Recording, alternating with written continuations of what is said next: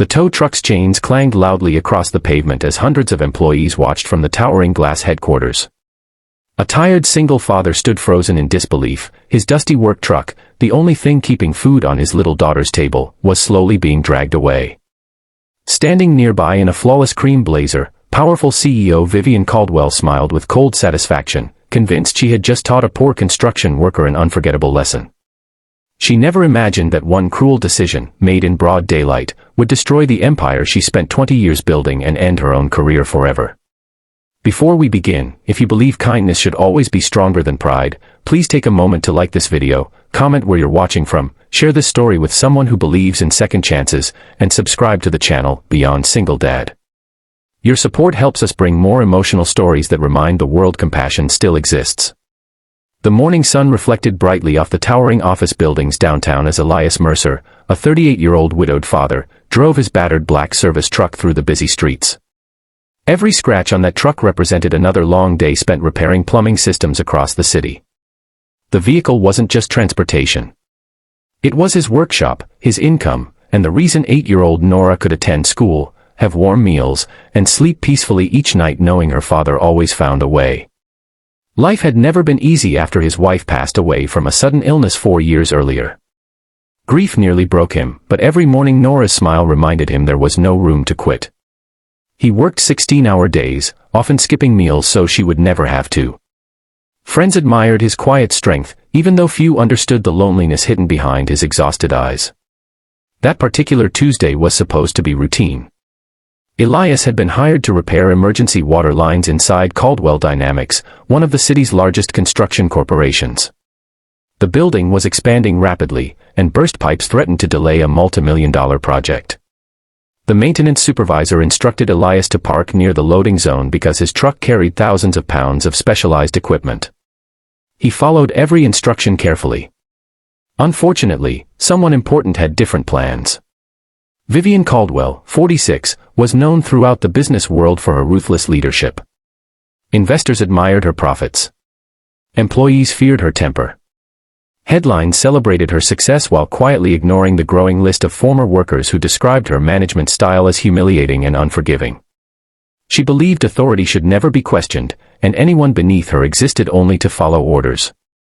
As Vivian arrived for an executive meeting, she noticed Elias's muddy work truck parked near the executive entrance. Although it had been authorized, she immediately assumed the vehicle belonged to someone careless who didn't respect company image. The dusty tires, scratched paint, and worn toolboxes offended her polished sense of perfection. Without asking a single question, she ordered security to have the truck removed immediately. The maintenance supervisor desperately tried explaining that the vehicle belonged to the emergency contractor fixing the building's damaged plumbing. Delaying the repair could cost the company hundreds of thousands of dollars. Vivian refused to listen. Pride had already made the decision. Minutes later, the tow truck arrived. Employees gathered silently outside as thick steel chains wrapped around Elias's truck. He rushed from the mechanical room after hearing someone shout his name. His heart nearly stopped when he saw years of sacrifice being hauled onto the towing platform. Inside the truck were expensive tools he had purchased one piece at a time over 12 years. Many weren't insured. Some had belonged to his late father. Others were gifts from his wife before she died. Everything that represented his family's survival was disappearing before his eyes. Elias pleaded with security, showing work orders, permits, and parking authorization. Nobody dared challenge Vivian's orders. She stood watching from several feet away with crossed arms, believing she was protecting her company's reputation. As the truck disappeared around the corner, Elias felt something inside him collapse. That afternoon became a nightmare. Without his equipment, he couldn't finish scheduled repairs. 3 clients canceled contracts. Another hired a competitor permanently. Storage fees and towing charges increased every hour. Insurance refused immediate reimbursement because the tow had occurred during an active commercial assignment involving disputed authorization. Financial pressure arrived almost instantly. Rent became overdue.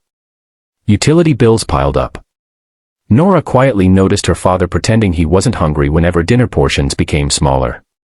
Despite everything, Elias never complained in front of his daughter. Every evening he helped with homework, read bedtime stories, and promised tomorrow would somehow be better.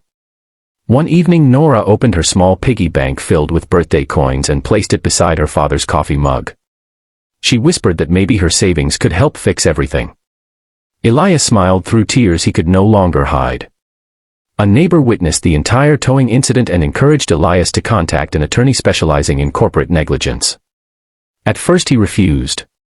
Lawsuits sounded impossible for someone already struggling to survive. He simply wanted his truck back and enough work to keep supporting Nora. But after reviewing security footage, parking permits, written authorization, witness statements, and internal company emails, attorney Marlo Bennett immediately realized something extraordinary. Vivian hadn't simply ordered a tow. She had knowingly ignored official authorization after multiple employees warned her. Even worse, internal messages revealed she instructed managers to teach contractors a lesson whenever they challenged executive authority.